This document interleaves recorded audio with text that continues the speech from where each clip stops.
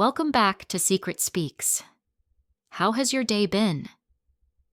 Now let's uncover the mystery hidden in today's story. There are betrayals that slice deeper than any wound, and mine came not from a stranger, but from the woman who had married my son. I gave her a seat at my table called her family and believed my silence would keep the peace. But silence, I learned, only made her bolder. The day I stood hidden in my own hallway listening to her plan, my removal was the moment my quiet grief began to harden into quiet revenge. I had my boarding pass tucked into the front pocket of my purse, and my small roller bag already checked in when the thought hit me like a bucket of cold water. The will. Henry's original will. Not the certified copy sitting neatly in the file cabinet, but the one he signed in his careful handwriting with those margin notes he always scribbled. It was still in the old oak drawer at home. My chest tightened as if I had swallowed a stone. I told myself I would only be gone a few days visiting my sister in Seattle, that I did not need it, that the copy was enough. But my gut refused to quiet down. I turned the car around, pulling out of long-term parking, my hands gripping the wheel tighter than necessary. The December sky over Portland was flat and gray, the kind that made every surface look slick, even when it was dry. The wipers squeaked across the windshield, clearing mist that seemed to rise from the pavement itself. I kept telling myself it would take no more than 10 minutes. Drive home, grab the folder, and still have time to clear security. As I drove, memories pressed in without invitation. Henry and I had sat at the kitchen table years earlier, him tapping a pen against his ledger, me telling him to stop worrying.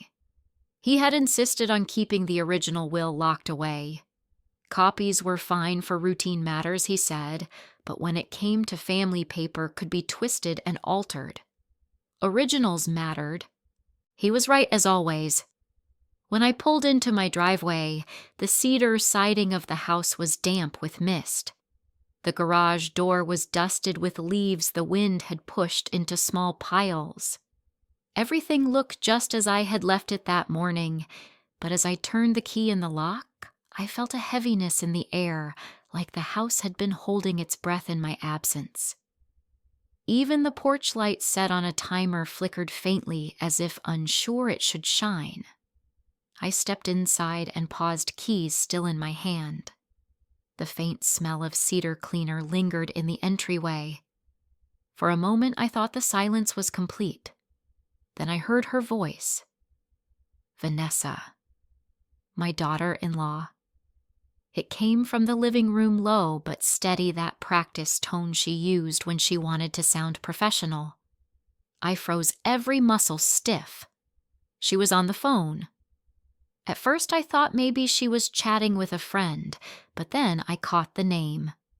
Martin Hale, the attorney I had seen at their house more than once, the kind of man who smiled too quickly and shook hands a second too long. My heart began to pound in my chest as I edged closer to the hall wall, careful not to let the floor creak. Her words cut through the air, sharp as glass. She was describing me, Maggie Turner.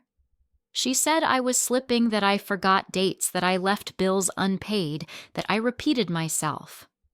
She told Martin that guardianship would be the logical next step, that once the court saw the pattern, it would be easy. My palm pressed against the cool paint of the wall as I listened, breath shallow, eyes wide. Vanessa's tone never wavered. Calm, confident, like she had rehearsed every line. She paused, and I could hear the faint, muffled reply of Martin on speaker. Then she spoke again, firmer this time, saying she wanted it expedited, that there should be no confusion about who was in control. I closed my eyes, picturing her in the living room with her hand on her hip, pacing the way she always did when she wanted something. The carpet muffled her steps, but I knew the rhythm. Then her voice hardened, and she said the words that cut through me like a knife. When she had the paperwork in place, the house would finally be under her name. My home. The one Henry and I had worked for 30 years to build through long nights, through saving every spare dollar. She said it as if it were nothing more than a signature waiting for ink. My knees nearly gave way. I pressed my back against the wall, every nerve on fire, willing myself not to make a sound. My son Daniel, her husband, was nowhere in that moment. I wanted to believe he did not know that he was not listening on another line or nodding in silent agreement. But in my heart, a doubt twisted hard. Vanessa gave a light laugh, almost casual, then said she would handle the rest. She spoke of affidavits, evaluations, paperwork. Every word sounded like a nail hammered into wood building a box meant to shut me away. I looked around the hallway, every detail suddenly sharper. The framed family photo from 1995, Daniel with grass-stained knees and Henry's arm around my shoulder. The faint scratch on the door frame where Daniel had marked his height each birthday until he left for college. These walls held our lives, our work, our memories. And now she was speaking of them as her prize. A rush of heat climbed my chest, but I forced it down. Anger would betray me. I could not let my breath give me away. I took one slow step backward, then another, careful that my shoes did not scrape against the edge of the hallway rug. Even the smallest sound felt like it might split the world open. The house was still except for her voice and the faint hum of Martin's reply. My breathing was shallow, each inhale a fight to keep silent. My fingers dug into the plaster of the wall, and in that silence I understood something I had ignored for too long. The threat was no longer far off. It was already inside my house. I slipped out of the house as quietly as I had entered, my chest tight, and my hands cold on the steering wheel. The street was calm, the same rows of bare winter trees, the same houses with Christmas wreaths still hanging on their doors. Nothing looked different, yet I knew nothing would ever feel the same again. I drove only a block before pulling over, unable to catch my breath. I sat there staring at the dashboard, the ticking of the turn signal still clicking from when I had pulled to the curb. I switched it off and leaned back, pressing both palms over my face. My body shook as if I had just stepped out of icy water. I tried to remind myself to breathe.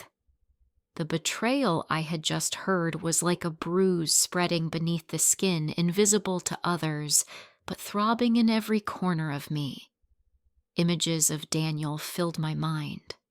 My son, her husband, the boy I raised with such care. Over the years, I had watched him yield more and more of himself to Vanessa so subtly at first, I had convinced myself it was nothing. But looking back now, every moment lined up like markers on a trail. I remembered birthdays when he used to call me first thing in the morning. In recent years, the calls stopped. Instead, it was Vanessa's voice on speaker, telling me they were busy but wishing me well. I remembered the holidays when I used to host when Daniel carved the turkey and asked for my stuffing recipe, smiling with that same mischievous glint he had as a boy. Then one year Vanessa insisted Thanksgiving be at their house instead, and the tradition never returned. I could see the little ways she had taken over, choosing their accountant without asking, arranging Daniel's schedule, deciding when they would visit me and for how long. And Daniel, my once outspoken, curious child, sat quietly by her side, nodding when she dismissed my thoughts, eyes down when she cut me off mid-sentence. I pulled the visor down and looked at myself in the mirror. My eyes were rimmed red, my cheeks pale. I hardly recognized the woman staring back. How long had I let this happen? How many times had I swallowed my discomfort, told myself Daniel was simply busy, that Vanessa meant well, that silence was easier than conflict? My hand reached into my purse and found the small photograph I kept tucked there. A picture of Daniel at 9 years old, standing in the backyard with grass-stained knees holding a jar of lightning bugs and grinning at me as if the world belonged to him. His eyes were wide and bright, filled with endless questions. That boy used to follow me through the library stacks, asking how elevators worked, why bridges held, if the stars made noise. That boy wanted blueprints, not half answers. That boy loved me with unguarded devotion. I set the photo down on the passenger seat, and my fingers trembled. For a moment, I imagined pressing it to my chest, but the edges shook too violently in my hands. Instead, I placed it face down and covered it with my palm. The ache inside me grew heavier, so I drove home and went straight to my study. I pulled open the drawer of the oak cabinet, not for the will this time, but for the framed family photo resting behind the files. I lifted it out my hands, unsteady. It was a picture of the three of us at Cannon Beach, Daniel about 12. His arms slung around Henry, his smile so free. I carried it to the desk, set it down, and as I traced his young face, my hands began to shake. A tear slipped, then another, until I had to put the frame flat on the table to keep from dropping it. My fingertips left smudges on the glass as I stepped back. My knees hit the chair and I sat hard, covering my mouth with both hands. The sound that escaped was half sob, half gasp, the noise of a wound too deep for words. I stayed there for a long time, rocking slightly in the chair, listening to the faint ticking of the clock on the wall. The air in the study felt stale, heavy with the scent of paper and old wood. My eyes blurred as I stared at the shelves of books, many of them ones I had cataloged myself in better years. Those books had outlasted generations, but my own son's loyalty had not even lasted my lifetime. The realization burned. It was not just Vanessa. It was Daniel, too. His silence was not innocence. It was permission. He had let her speak those words in my house, on my phone line about my life, my mind, my home. And he had not stopped her. My breath caught and I clutched the edge of the desk, the wood biting into my palms. I wanted to scream, but the house around me was so quiet it felt like the walls would collapse if I broke the silence. So I sat still, my tears slipping silently down my cheeks until all that remained was a deep, hollow ache. I looked at the frame again. The boy Daniel once was smiling at me through time. I whispered, asking where he had gone, why he had left me to face this alone. But the picture gave no answer, only the echo of what I already knew. My body sagged against the chair, the weight of betrayal pressing me down. Slowly, I wiped my face with the back of my sleeve, my skin sticky with salt. My voice cracked as I said out loud the truth I had been avoiding. Daniel's silence was not protection, not neutrality. It was complicity.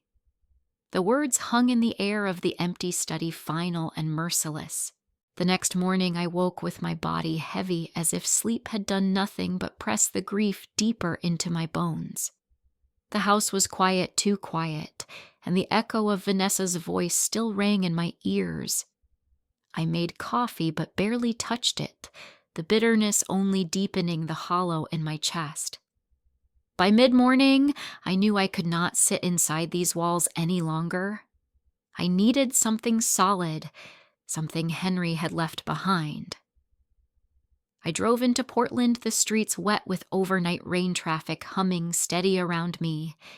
My hands gripped the wheel tight as I pulled into the parking lot of Portland State University, the place where I had worked for more than 3 decades. The library rose tall and familiar, brick softened by years' glass reflecting the gray sky. Walking through the doors was like stepping back into another version of myself, one who had purpose and confidence, one who cataloged history instead of feeling erased by it. The scent of books and polish filled my lungs. I nodded politely to the young woman at the front desk. her hair tucked into a messy bun, a stack of textbooks beside her. She looked up with a smile. "Good morning, can I help you?" I told her I was a retired librarian who had worked there years ago and that I needed access to a document in the archives. She asked for my name, her eyes flickering with recognition when I said Maggie Turner. "We still use some of the cataloging notes you left behind," she said brightly. "How are you doing these days?" I forced a small smile. I told her I was managing, though the truth was something darker. She tapped at her computer, then handed me a clipboard to sign. She pointed me toward the archive room at the back of the library, a place I knew as well as my own kitchen. The room was quiet, the air cooler than the rest of the building. Metal cabinets stood in neat rows, each drawer labeled in the same block, lettering I had helped create years before. I walked slowly, my shoes clicking softly on the linoleum, until I found the drawer where Henry's documents should be. My hands shook as I pulled it open, the old metal scraping in protest. There it was, a thick folder marked with his name. Inside were the legal copies, the notarized will, the financial statements, the lists of property and accounts. But tucked between them, folded carefully, was a single handwritten page. My throat tightened as I slid it out, the edges yellowed slightly, the ink faded but still bold. I unfolded it slowly, my eyes stinging before I even began to read. The handwriting was Henry's firm and familiar.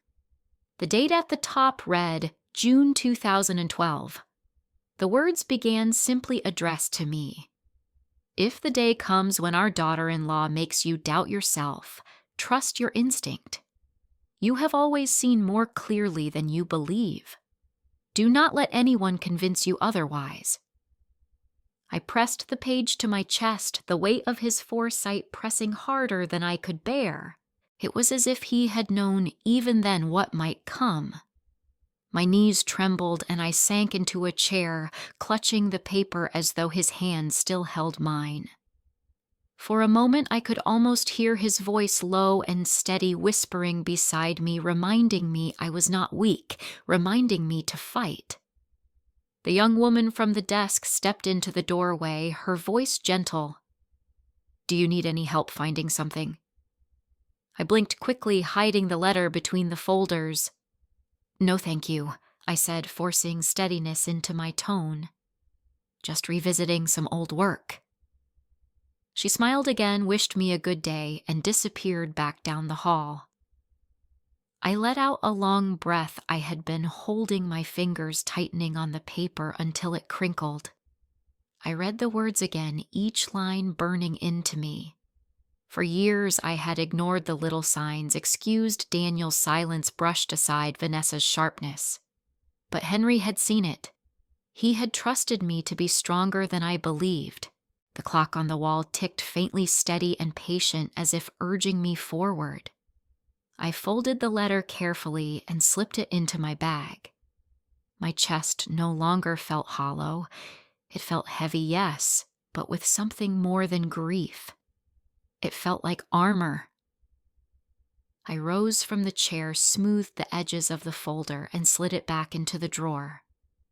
As I closed it, the metal clanged with a finality that rang through me. This was no longer about survival. It was about preparation. Walking back through the library, I felt the weight of years pressing behind me, but also the strength of them. Each step echoed on the polished floor.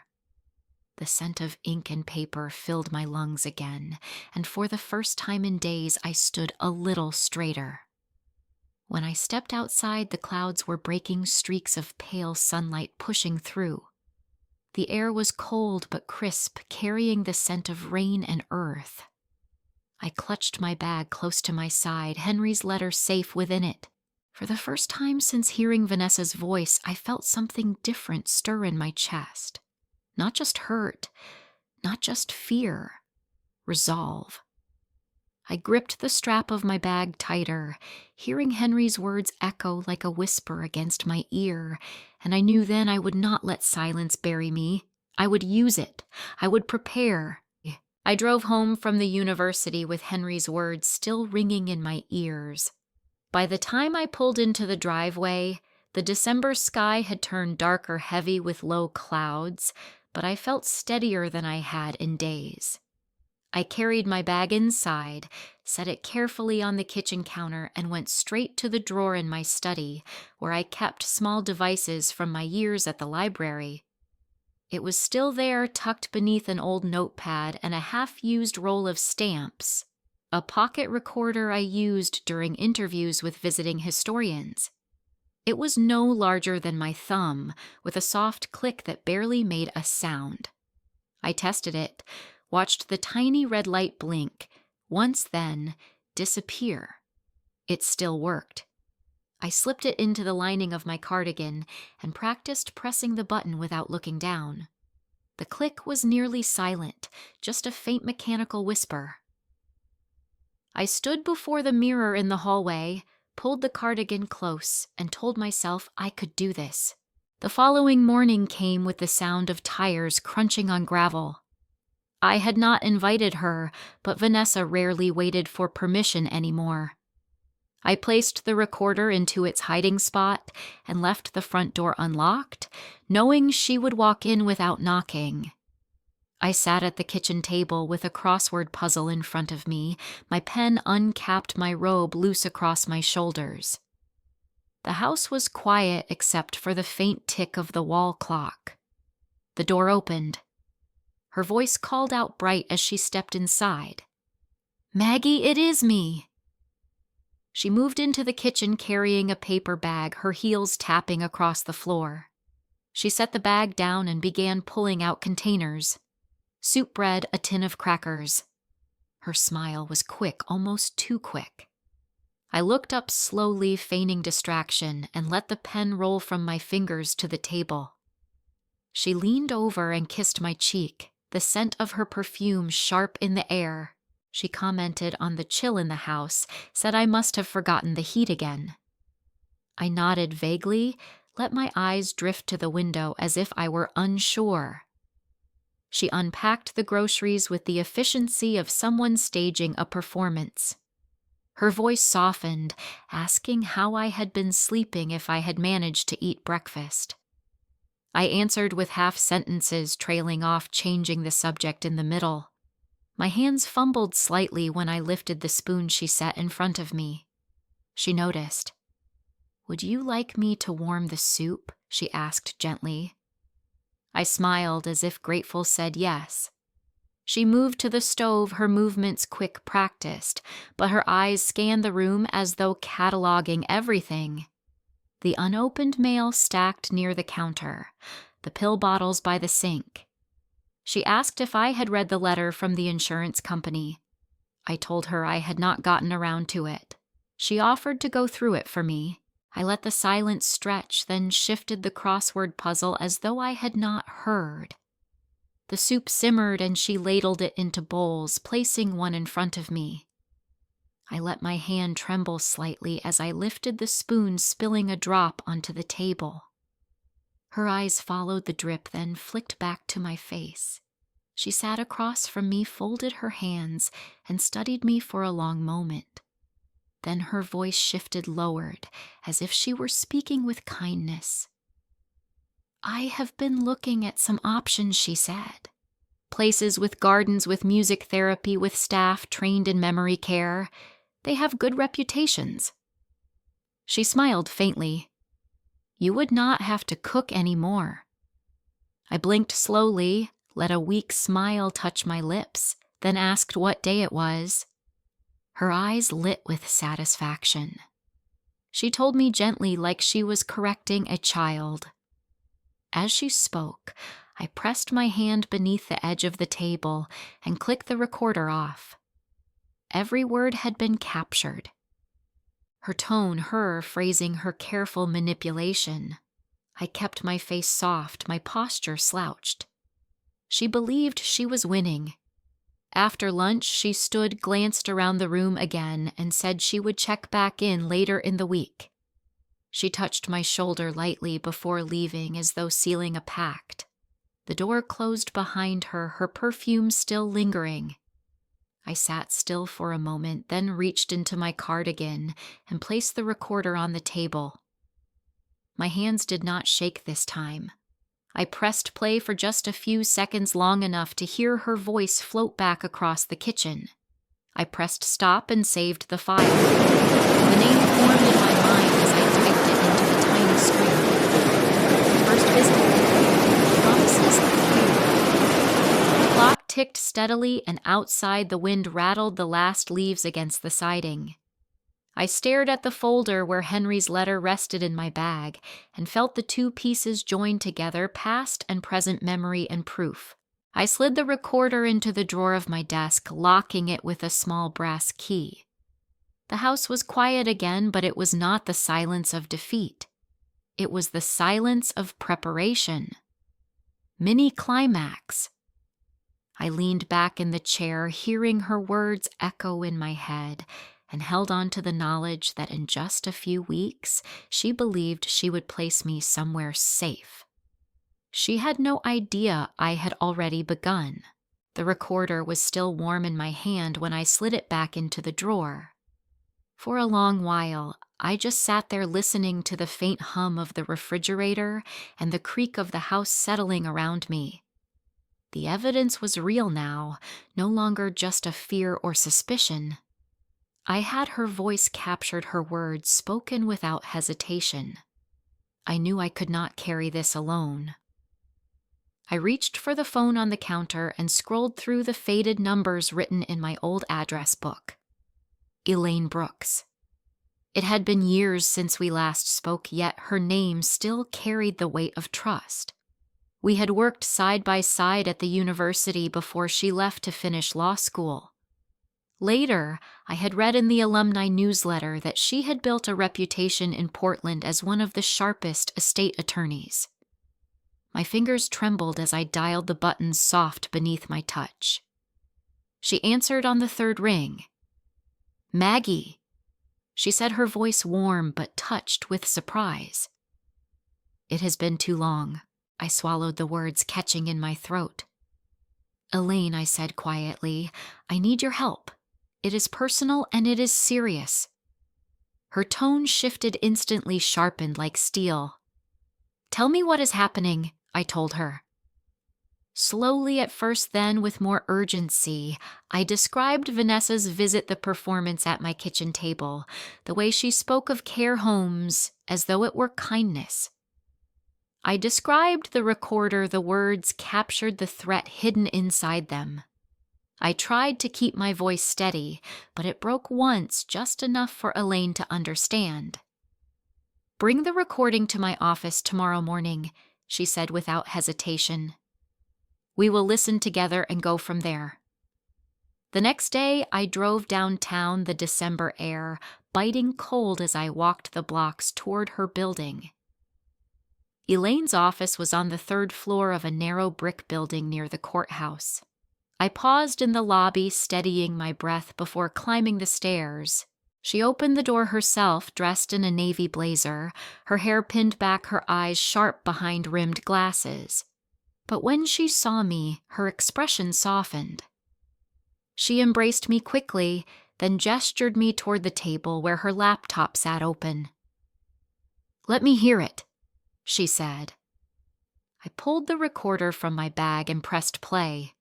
Vanessa's voice filled the room, smooth, controlled, dripping with false concern. Elaine sat motionless as it played, her eyes narrowing, her hands folded together. When the final words faded, she reached forward and clicked stop. That, she said firmly, is not care. That is coercion. This is evidence, Maggie, strong evidence. I let out a breath I had not realized I was holding. So what do I do? She leaned back, tapping her pen against a legal pad. First, we revoke any existing power of attorney your son or daughter-in-law may be holding. Second, we draft a new will updated and airtight naming a trusted executor. Third, we gather medical documentation confirming your cognitive strength. Together, these will form a wall they cannot climb. Her certainty filled the room, giving me something solid to hold on to. I nodded, the weight in my chest easing for the first time in days. She reached into her briefcase and pulled out a crisp form.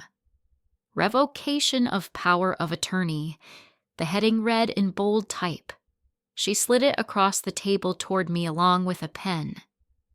"You sign this?" she said gently, "and you take the first step toward protecting yourself." My hand hovered over the paper. For years, I had trusted Daniel to act in my interest, to carry the responsibility his father had once shouldered. Now, looking at the document, I realized that trust had been misplaced. My hand trembled as I lowered the pen to the line, but the ink flowed smooth and steady as I wrote my name. Elaine placed the signed form into a folder and closed it with deliberate care. "You are not alone in this anymore," she said. I felt something shift deep inside me, like a lock turning. The silence I had carried for weeks no longer felt like surrender. It felt like strategy. We talked through the next steps for another hour. She explained how she would file the revocation with the county clerk, how we would draft the new will and keep multiple copies in secure places, how she would help me schedule an appointment with Dr. Miller for a full evaluation. Every detail was mapped out, every possibility accounted for. By the time I left her office, the late afternoon sun was spilling gold across the wet streets. I walked to my car with the crisp air filling my lungs, the city alive around me. The folder in my bag felt heavy, but in the best way, its weight reminding me that I was no longer defenseless. At home that evening, I sat at my kitchen table, the same place where Vanessa had spoken her rehearsed concern. I ran my fingers across the wood grain, feeling the strength of it, the history it carried. The signed revocation was safe in Elaine's hands now. The first barrier had been built. I looked toward the hallway, the quiet stretching through the house. For the first time in weeks, the silence did not feel like something pressing me down. It felt like something I could wield. Mini-climax, I whispered Henry's name as I folded my hands on the table, knowing I had just taken the first step back toward myself. 2 mornings later, I heard the sound of tires in the driveway and looked up from the crossword puzzle that lay half-finished on the kitchen table. Vanessa's SUV gleamed in the pale winter light. She stepped out briskly, coat-belted, her hair perfectly arranged as if she were walking into a meeting. I knew better than to think this visit was about kindness. She entered the kitchen with her usual smile, carrying a small tote of fruit and crackers. "Maggie," she said brightly, "I thought today might be a good time to take you for a little checkup. Just a simple evaluation, nothing to worry about." Her voice dropped a note lower. "They do memory screenings just to make sure everything is steady." I set my pen down and looked at her with careful hesitation. "Where?" "Dr. Miller's office," she said quickly. "He has an opening this afternoon. I already called to see if you were due for a wellness visit." I hid my surprise. What she did not know was that Elaine had already phoned Dr. Miller the day before, preparing him for what was coming. I nodded slowly. "If you think it is best." Her eyes sparkled with victory she thought was hers. "Good," she said. "It will give us both peace of mind." The drive was short. Vanessa kept her voice light, chatting about Daniel's projects at work, about a neighbor's new puppy, about anything except the real purpose of the trip. I kept my gaze on the window, the rain streaking the glass, my hands folded in my lap. My heart was steady. Dr. Robert Miller had been my physician for more than a decade. His office in downtown Portland smelled faintly of antiseptic and coffee. The receptionist greeted me by name, her smile genuine, and handed me a clipboard, though I knew most of the information was already on file. Vanessa filled in a line or two herself, scribbling her own name in the emergency contact box. I let her. Soon enough, the paper would mean nothing. "Doctor," Miller stepped out from the hallway. His gray hair neatly combed his glasses, slipping slightly down his nose. "Maggie," he said warmly, "it is good to see you. Vanessa, thank you for bringing her." He ushered us into the exam room. Vanessa perched on a chair by the counter, her legs crossed, notebook ready in her lap, as if she were about to record a deposition. Dr. Miller glanced at me with a flicker of understanding and then began the evaluation.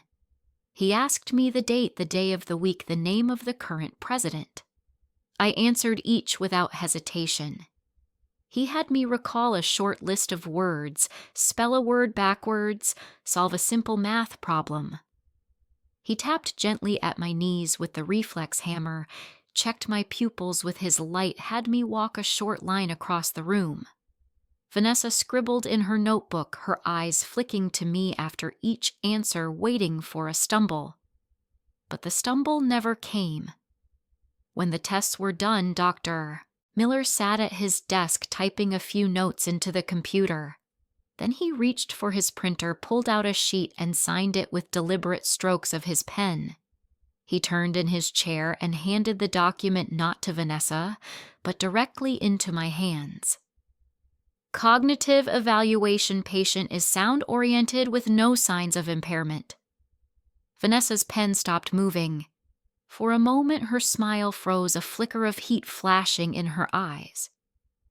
"That is good news," she said after a pause, though her voice was thinner now, stretched tight across her face. Dr. Miller leaned back slightly. "I have seen no change in Maggie's abilities in all the years she has been my patient. If you have concerns, you are welcome to speak with me, but from a medical standpoint, she is fully capable." I folded the paper carefully and slipped it into my purse. "Thank you, doctor," I said quietly, feeling the strength in my voice. Vanessa closed her notebook and stood. "Of course," she murmured. "Perhaps I was just being overcautious." She smoothed her coat, but her jaw was set tight. The drive home was quieter. She spoke less, her words clipped, her fingers gripping the steering wheel with more force than before. I stared at the folded certificate in my lap, the paper warm from my hand. It was more than just a document. It was a shield. When she pulled into the driveway, she turned to me, her smile returned, but brittle now. "I only want what is best, Maggie." I nodded once, unlocked the door, and stepped out without another word. Inside the house, I closed the door and leaned against it, my heart beating hard with something close to triumph. I walked to the study, opened the desk drawer, and laid the paper carefully on top of the folder Elaine had started. The evidence was growing. One by one, the walls Vanessa tried to build around me were being pulled down. Mini-climax. I pressed my hand flat against the signed evaluation, feeling its weight steady me, while outside I imagined Vanessa gripping her steering wheel, realizing the fight would not be as simple as she had hoped. The house was still when I returned from Dr. Miller's office, but my chest hummed with a steadiness I had not felt in weeks. I placed the certificate carefully into the folder Elaine had prepared, smoothing the paper flat with my palm. It was a weapon disguised as reassurance, a truth that Vanessa could not twist. I locked the drawer and stood for a long moment in the quiet, the tick of the kitchen clock steady as a drumbeat. 2 days later, I heard her car in the driveway again. The familiar slam of the SUV door carried a sharper edge this time, as though she closed it with more force than needed. I felt my body stiffen, then reached for the small recorder and tucked it inside my cardigan. My fingers brushed the button until I felt the faint click. The red light blinked once and disappeared. She entered without knocking, her heels clicking across the wood floor. "Maggie!" She called brightly, though her tone was strained. She carried nothing in her hands this time, no bags of groceries, no offerings of soup. She came empty, her smile stretched thin. She sat across from me at the table without waiting for an invitation. Her eyes darted around the kitchen, then settled on me. "You know," she said, her voice low, "a woman your age cannot hold on to a place like this forever. A house this size, the upkeep, the taxes. It is too much." I let my hand tremble against the edge of the crossword puzzle in front of me, my gaze slipping to the window. I said nothing. She leaned forward slightly. "It is not safe, Maggie. You forget things. You leave the fridge open. What if the stove is left on? What if you fall and no one is here?" Her tone sharpened, stripped of the false sweetness she usually carried. A confused old woman cannot manage a house like this forever. I kept my shoulders hunched, my eyes distant, my lips parted just enough to look lost. My fingers brushed the hidden recorder under the fold of my sweater, reassured by its silent presence. Every word was being captured. Vanessa's smile returned, but it was brittle. "Daniel and I only want the best for you," she continued, though her eyes flickered with irritation. "But eventually, Maggie, you will have to accept that this house will not stay in your name. It cannot." Her words stung, but I let my hand tremble as if I were struggling with the spoon in front of me. I stirred the tea I had barely touched, letting it spill slightly onto the saucer.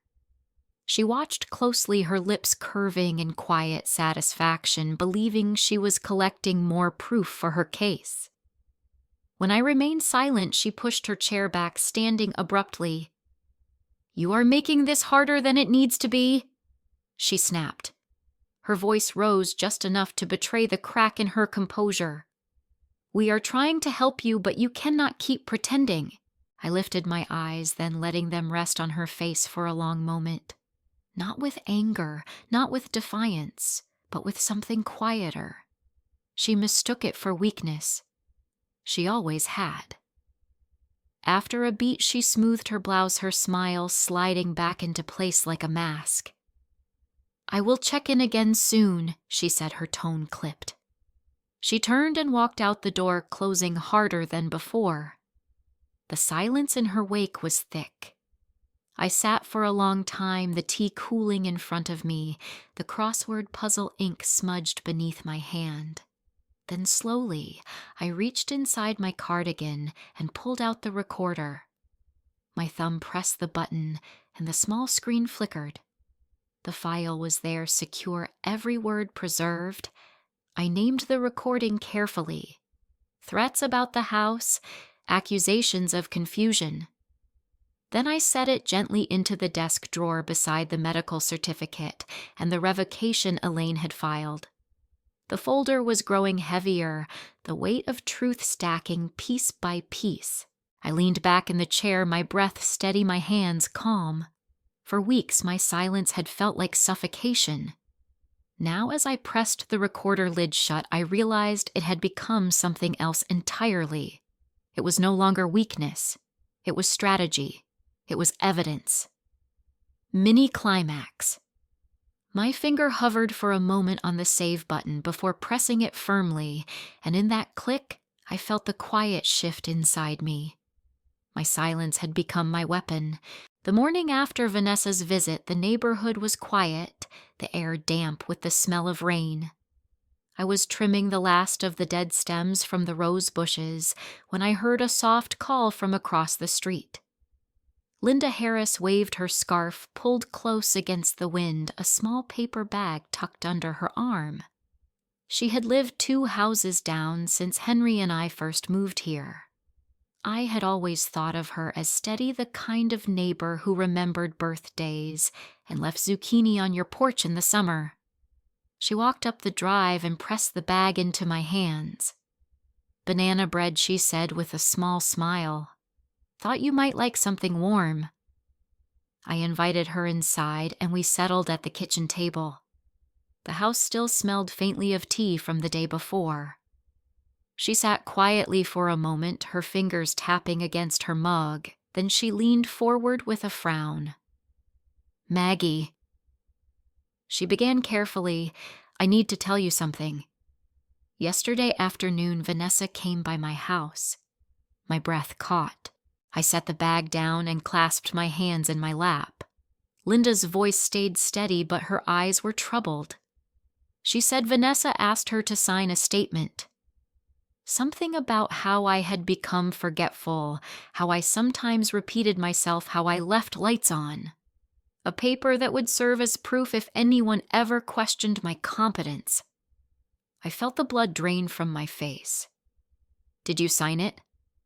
I asked softly, though I already knew the answer. Linda shook her head firmly. "No, Maggie. I told her I could not sign something that was not true. I told her, I see you walk to the mailbox every morning. I see you tend your roses. I see you drive just fine." She pressed her palm flat on the table. I told her if anyone asked, I would say you are sharp as ever. The relief hit me so suddenly my eyes stung. I reached for her hand and squeezed it, the warmth of her skin grounding me. "Thank you." I whispered, my throat tight. Linda hesitated, then added, "She did not like my refusal." Her smile faltered and she left quickly. "But I wanted you to know she is trying to build something behind your back. You need to be careful." I nodded, my jaw tight. I had suspected, but hearing it confirmed from someone outside my own walls gave the threat new shape. We sat together for a while longer, sipping tea, speaking of small things to ease the weight of the moment. When she left, she pressed my shoulder gently and told me I was not alone. If needed, she would stand beside me, no hesitation. After she was gone, I lingered at the table staring at the empty cup she had used. The sunlight through the kitchen window fell across the grain of the wood, warming the place where her hand had rested. For weeks, I had felt surrounded by silence, the kind that makes you believe you are already defeated. Now, for the first time, that silence shifted. Linda's voice had joined mine, and it gave me strength. I rose and walked to the study. I opened the folder Elaine had started sliding in a fresh sheet of paper. At the top, I wrote in my careful script, "Witness account, Linda Harris." I listed her refusal to sign her confirmation of Vanessa's request, her willingness to testify if needed. I placed the page with the others, the folder growing thicker, more substantial. I stood back and pressed both hands on the desk, breathing deeply. Evidence was no longer just recordings and documents. It was people. It was voices beyond my own. Mini-climax. I closed the folder, feeling the weight of it in my hands, and for the first time since Henry died, I felt a surge of warmth spread through me. I was not isolated. I had someone ready to stand at my side. The call came late in the afternoon while I was folding laundry in the den. The number showed Wells Fargo across the small screen of my phone, and for a second my stomach clenched so tightly I almost let it ring through. I pressed accept and lifted it to my ear. "Mrs. Turner," the voice said, "this is Angela from Wells Fargo Security. We received a request this morning to add an additional name to your primary checking account, along with limited authority to transfer funds. Before we process anything, I wanted to confirm directly with you." My knees softened beneath me. I sank into the chair, the warm stack of towels sliding into my lap. "No," I said firmly, my voice steadier than I felt. "I did not authorize that." Angela's tone shifted to careful professionalism. "Thank you, Mrs. Turner. That is all we needed to know. The request has been flagged and will not move forward. For your safety, we recommend you visit a branch this week to verify account ownership in person. Do you have an attorney who can accompany you? Yes, I answered quickly. Elaine Brooks. Very good, the woman said. We will make a note to coordinate with her. Please do not worry. Your account remains secure. After the call ended, I sat still, the hum of the dryer loud in the quiet room. My breath came shallow, the edges of my vision blurred. She had tried to put her name on my account, tried to pry open the last barrier between me and the independence Henry and I had built together. The rage came slow, spreading heat across my chest. But beneath it was something calmer. Relief. Because Elaine had already warned me this might come. She had filed the revocation placed alerts with the bank. The trap had been laid, and now Vanessa's handprint was all over it. That evening, I drove to Elaine's office. She was waiting with the folder open, a crisp new sheet of paper ready for me. I relayed the call word for word. She wrote quickly, her pen sharp against the pad. She asked me to sign an affidavit confirming that I had not made any request for account changes. I did my signature bold across the bottom. This is exactly what we needed, she said. An attempted overreach documented by the bank itself. She closed the folder with finality. You are safer than you realize, Maggie. Every move she makes now only strengthens your case. The next morning, the sound of the SUV tires grinding over gravel announced her before she appeared at my door. I braced myself, slipping the recorder into my cardigan, though I doubted she would hand me anything so obvious this time. She stepped inside without knocking, her coat draped over one arm, her smile pulled taut. She greeted me with her usual brightness. Maggie, I was just in the neighborhood. Thought I would stop by. She set her coat over the back of the chair, her eyes flicking around the room. She had nothing in her hands this time, no soup or bread, only herself. I invited her to sit. She crossed her legs, her fingers laced together, and for a moment she pretended small talk. The weather Daniels work traffic downtown. But her eyes betrayed her, flashing with a heat she tried to hide. I answered softly, letting her believe my guard was still down. I folded the crossword puzzle in front of me, tracing the lines of the boxes as if confused. Finally, she leaned forward. Maggie, she said, it is important to think about the future. Finances especially.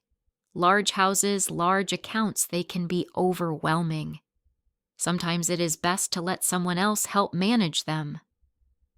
Her voice was smooth, but there was an edge beneath it, the kind that cut if you leaned too close. I looked at her for a moment, then lowered my eyes as if unsure. She took my silence as permission, her smile widening with brittle confidence. We both knew the bank had already called me. We both knew her attempt had failed. But she did not know how much I had already gathered against her. Her voice kept flowing, but I only half heard it. I watched the lines around her mouth, the way her hand tightened into a fist when she thought I was not looking. After a few minutes, she rose. Well, I should let you rest, she said, smoothing her blouse. She collected her coat, her eyes locking with mine for one quick second. Behind the polished smile, anger flickered sharp and unguarded. When the door closed behind her, the silence of the house swelled again. I sat very still, the crossword still open on the table, my pen lying across the squares. For the first time, I saw clearly that her composure was slipping. The mask she wore so carefully was cracking at the edges. Mini-climax. I pressed my palm flat against the table, my breath steady, and let the realization sink in. Vanessa was no longer in control. Her anger was showing, and with every failed attempt, she was losing ground.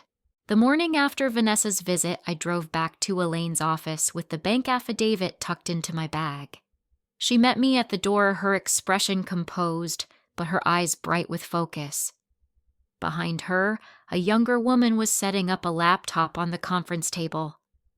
Maggie, this is my daughter, Chloe Elaine said. She is studying archival science at the university. She has a sharper eye for digital storage than anyone I know. Chloe smiled a calm and steady presence. She cleared a space on the table and began unpacking an external hard drive, a portable scanner, and neatly labeled folders. Elaine gestured for me to sit as she spread the growing pile of papers across the surface. We began with the revocation of power of attorney, then the medical evaluation signed by Dr. Miller, then the transcripts of Vanessa's words captured on the recorder. Linda's account followed, written in my careful script and signed in ink. Finally, the affidavit from Wells Fargo, proof of an attempted financial overreach. Piece by piece, the folder thickened until it resembled the very archives I once tended. Chloe scanned each document, the small machine whirring softly. She saved them into encrypted folders, duplicating everything onto 2 separate drives. She labeled them in precise order, backing up to a secure cloud. Watching her work reminded me of Henry, his meticulous nature, his insistence that order was the first line of defense. Elaine typed as we spoke, drafting a letter addressed to Martin Hale's office. She read it aloud before printing. The tone was firm but restrained.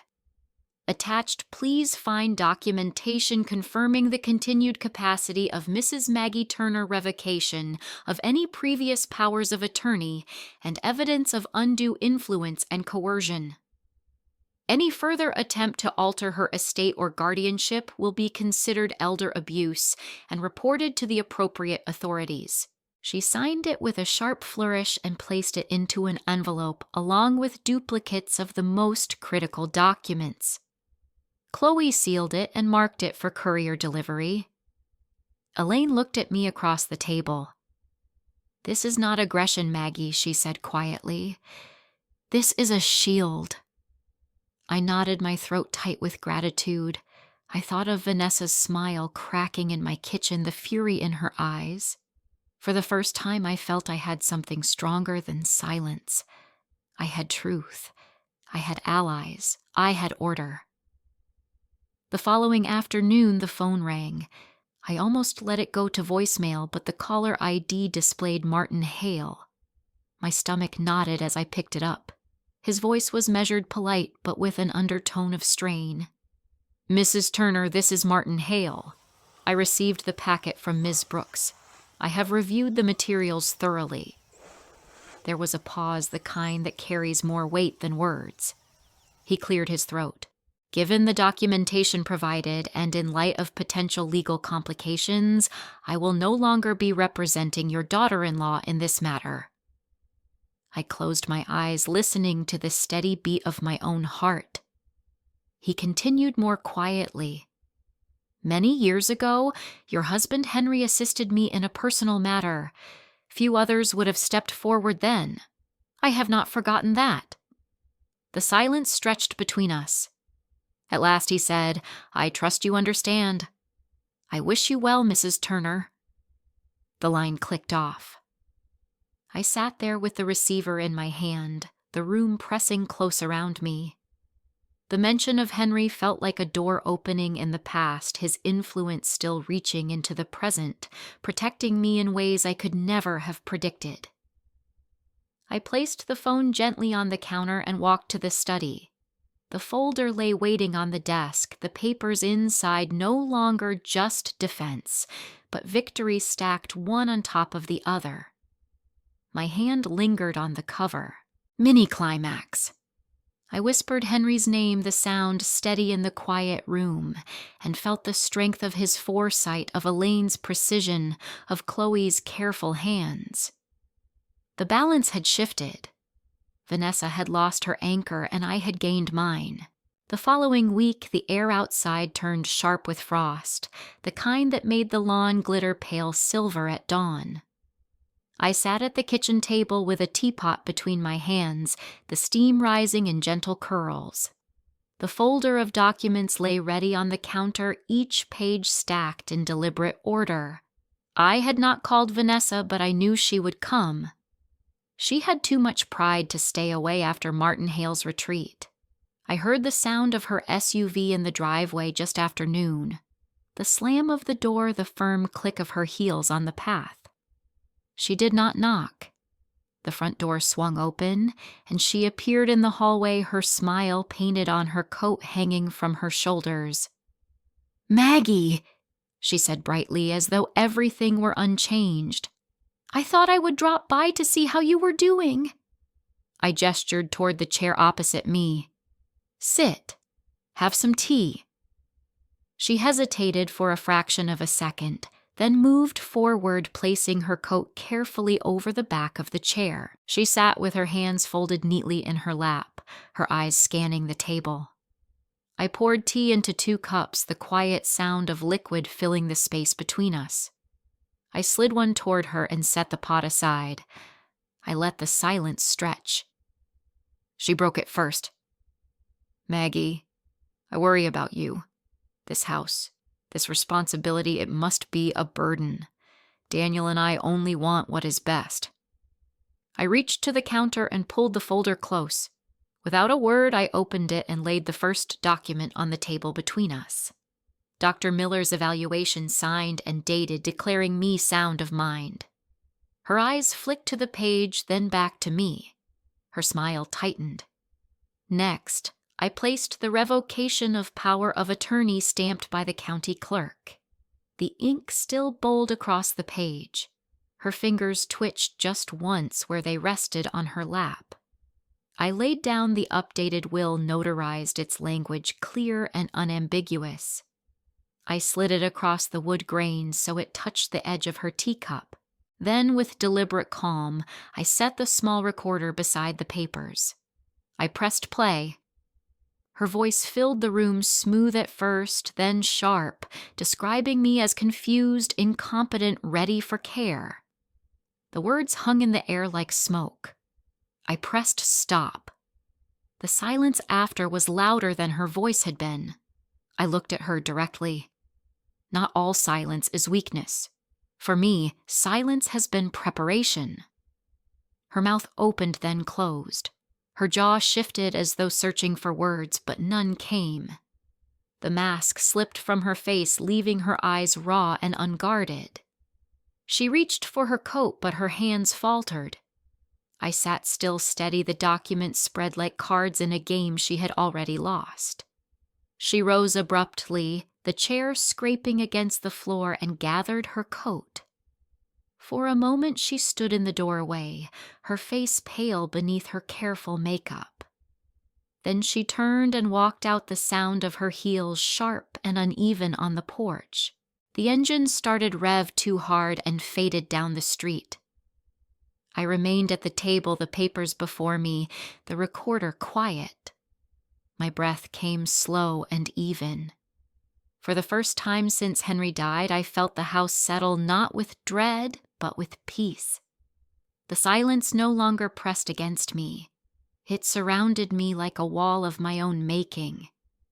Mini-climax, I gathered the documents back into their folder, each one a stone in the fortress I had built, and let the weight of them remind me that for once, Vanessa had nothing left to say.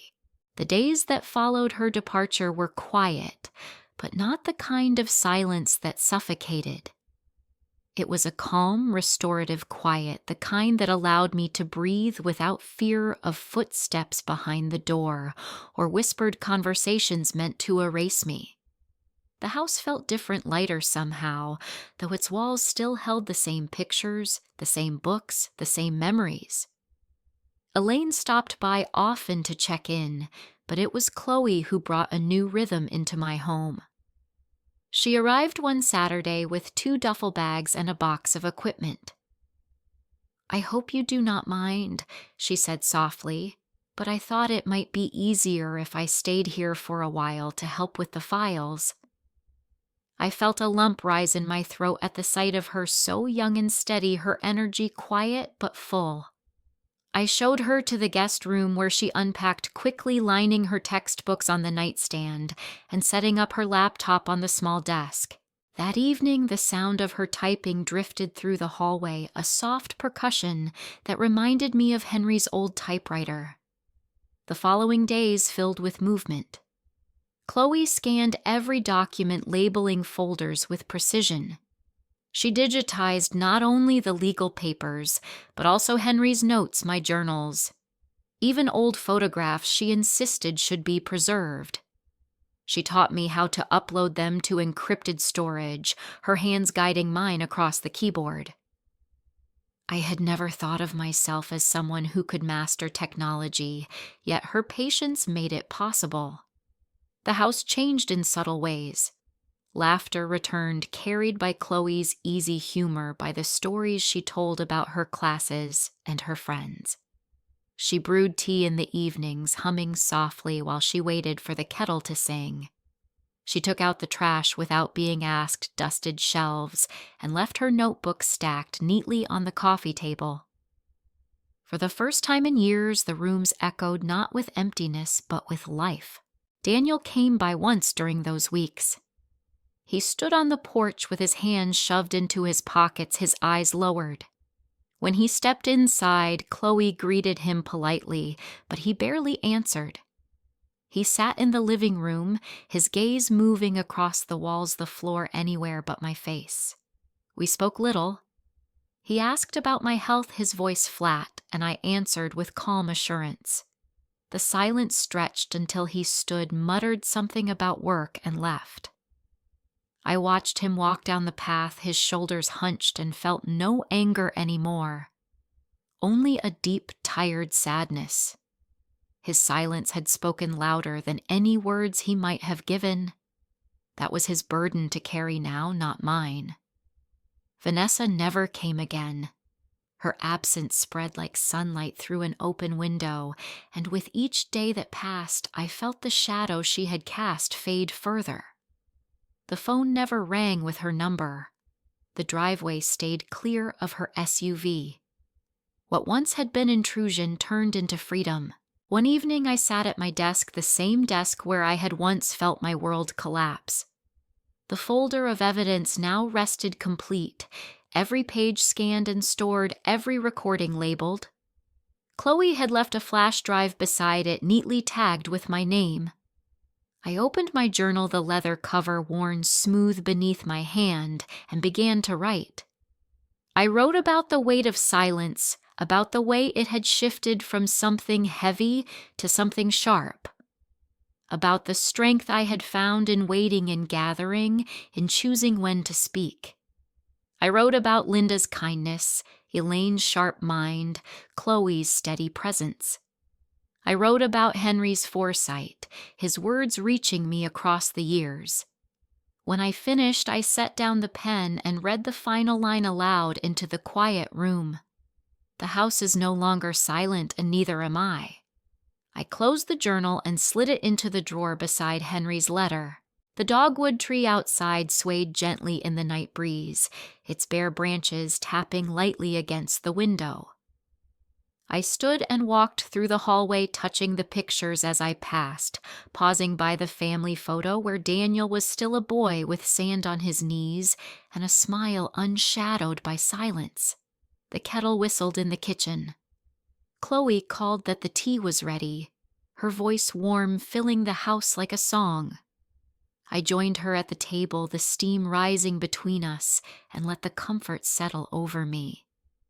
For the first time in a long time, I felt at peace. My home was mine again, my life my own. The silence had not been weakness. It had been preparation, and it had saved me.